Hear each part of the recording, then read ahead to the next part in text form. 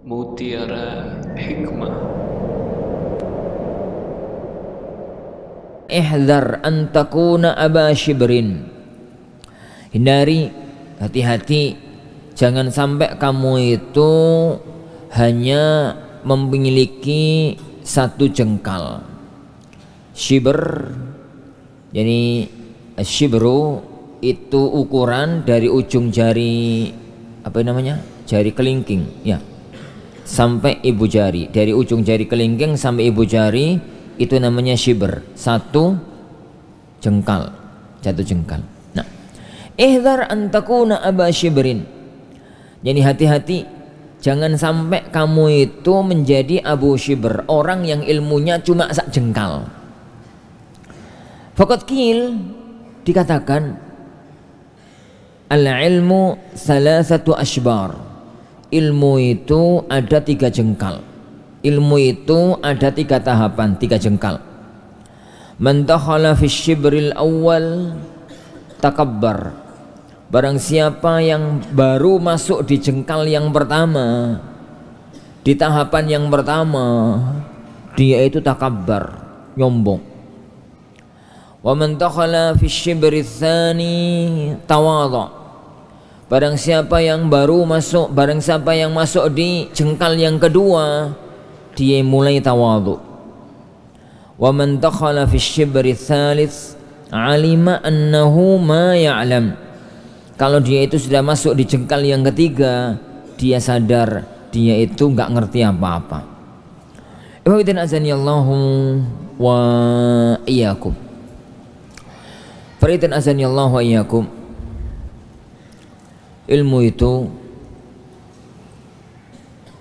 tidak jauh dari gambaran kita memandang. Ibarat pohon, ibarat gunung.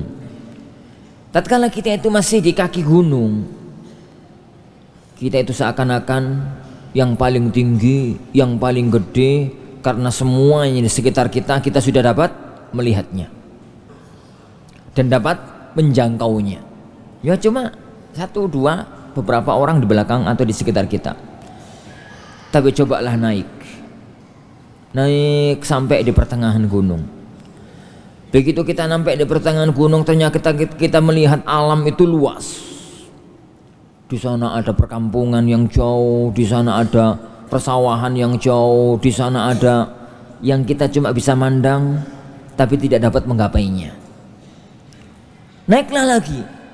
Kalau kita sampai di puncak gunung, ternyata alam itu semakin luas, cakrawala itu semakin luas, dan kita merasa diri kita sangat amat kerdil di hadapan alam semesta. Ilmu itu nggak jauh dari itu ya akhwan. Orang itu kalau baru mulai awal-awal belajar, baru gitu ya, selesaikan baikunia, kawayai kayak sudah menguasai mustalah hadis. Wah, BKB dianggap salah karena dia sudah menyelesaikan baikunia. Baru menyelesaikan al-usul min ilmil usul, dia seakan-akan sudah menjadi usuli. Sudah menjadi usuli. Imam fulan salah karena kaidah usulnya begini. Masya Allah, mantap. Ini jenis Syekh fulan itu kurang tepat karena menyelisih kaidah usul yang ini. Itu. Padahal usul min ilmu usul itu ya akhwan, baru ini playgroupnya usul fikih. Durung deng. Ini ya playgroup lah, ben pantas didik dikatakan playgroup. TK belum. Masih super pendasaran. Baru gitu ya. Memasuki, baru menyelesaikan jurumiyah, atau kalau bahasa antum di sini mukhtarat, seakan-akan sudah menjadi nahwi, sudah menguasai nahwu, sudah bisa ini, sudah bisa itu, dan macam-macamnya. Kenapa? Karena masih fi syibril awal, di jengkalan yang pertama. Dia itu ngerti nih, yang namanya mustalah hadis itu baikuniyah itu. Dia itu nggak sadar kalau baikuniyah itu hanya beberapa lembar, padahal mustalah hadis itu berjilid-jilid kitabnya. Mustalah hadis kalau di level Fathul Muhitsnya Sakhawi itu kan 5 jilid, 6 jilid besar. Dia itu baru sadar, dia itu taunya yang jenenge usul fikih ya al usul min ilmi usul itu. Dia nggak sadar kalau ilmu usul fikih itu ada yang sampai 6, 7, 8 jilid usul fikih. Ini begitu juga dengan ilmu-ilmu yang lain. Begitu juga dengan ilmu-ilmu yang lain. Itu asyibril awal. Kalau kelas pendekar itu ya baru mulai bisa kuda-kuda, kawaya, minus KPKP ditonjoki. Asyibril awal.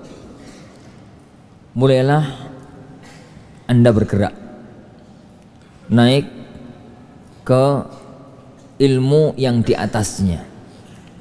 Mulailah ilmu yang di atasnya. Dalam ilmu mustalah hadis misalkan, mulailah naik ke taisir misalkan. Kalau turutan antum di sini kan pakai taisir. Mulai sadar, wala ternyata ono taisir, ono mukhtasar ulumil hadisnya Ibnu Katsir, ada baitul hadisnya yani Ahmad Muhammad Syakir, ada yani apa itu takrib taisir mustalah, ada takrib yani mustalah hadis Syekh Jarbu, ada ini. Oh wala ternyata Baikuniahku itu gak ono apa-apa nih.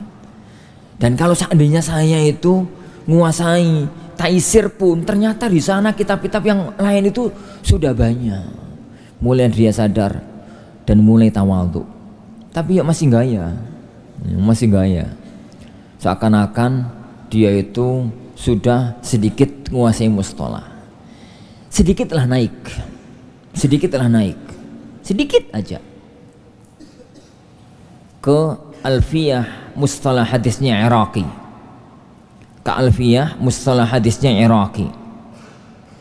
Mulai dia sadar, ternyata masalah mustalah hadis yang ada di Ba'ithul Hadis, masalah mustalah hadis yang ada di Taisir itu belum nyentuh seperempatnya. Masih terlalu banyak masalah yang belum kesentuh. Baru lihat matan, belum kemudian kalau masuk ke syarahnya Fathul Muhis, belum masuk ke Tadribur Rawi, belum masuk ke kitab-kitab yang lain. Itu masih teori, belum penerapan ilmu jarh wa ta'dil. Belum penerapan, oh alah, ternyata ada ilmu lain namanya ilmu jarh wa ta'dil. Ternyata ada ilmu lain namanya ilmu ilal. Ternyata ada ilmu lain namanya ilmu ini. Wis, ternyata aku nggak punya apa-apa. Itu di Syibr Ats-Tsalits. Makanya ikhwan, Imam Ahmad rahimahullah itu, para ulama itu, Imam Ahmad rahimahullah itu sering bentar-bentar ngomong wallahu alam, bentar-bentar ngomong wallahu alam, bentar-bentar ngomong wallahu alam.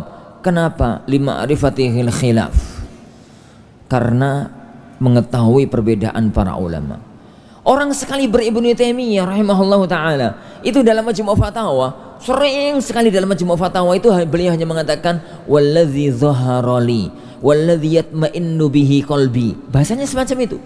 Yang nampak bagiku, yang tentrem dalam pikiranku. Hanya begitu ya kawan. Jarang para ulama-ulama kaliber itu kemudian ngomong ini yang benar, itu yang salah. Kalau ada orang dalam dunia fikih kok ngomong ini yang benar, itu yang salah, pasti Abu Shibr. Pasti itu sudah dipastikan dia itu ilmu fikihnya sejengkal. Dia merasa satu-satunya kebenaran adalah pendapatnya dan pendapat gurunya, dan tidak ada kemungkinan pendapat yang lain itu dibenarkan. Dipastikan. Makanya anda itu sering senyum kalau ada dalam masalah-masalah ilmiah yang kokoh, dalam masalah-masalah ilmiah yang mapan, kemudian ada seorang ta'lim mengatakan yang hak ini, yang ini batil, yang ini benar, yang ini salah. Oh ala bocah Abu Shibr. Tapi kata omong no ya akhwan, kau nesu. Memang begitu ya akhwan. Memang semacam